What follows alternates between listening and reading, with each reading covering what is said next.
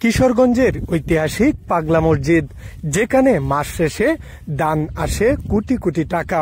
দেশের বিভিন্ন অঞ্চল থেকে এখানে মানুষ ঘুরতে আসে এবং মানত করে, কেউ গরু ছাগল, আবার কেউ বা হাঁস মুরগি, যে যেটা পারে এখানে দান করে। আবার পাগলা মসজিদের সিন্ধুকে মিলে স্বর্ণ মুদ্রা সহ আরো বিভিন্ন ধরনের টাকা।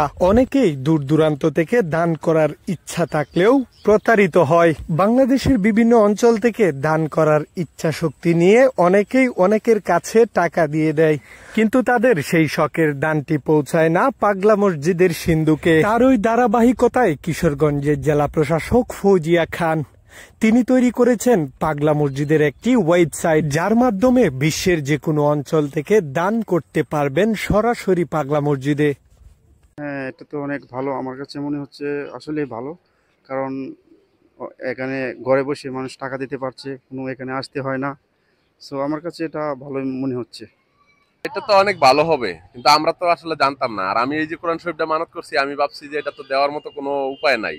আর আমি যদি দূরে কোথাও যাওয়ার নিয়ত করছি, যদি চলে যাই, তখন যদি আমি না দিতে পারি, অন্য কাউকে দিয়ে যে পাঠাবো বা তারা চিনবে কিনা, কারণ আমার বাড়ি হলো অনেক কুমিল্লা।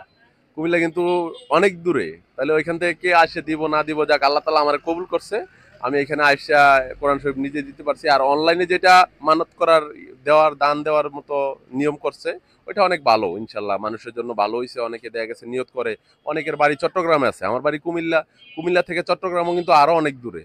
তো ওইখান থেকে তো সে আসতে পারবে না, তাহলে অনলাইনে যেটা ব্যবস্থাটা করছে এটা অনেক ভালো করছে। আমি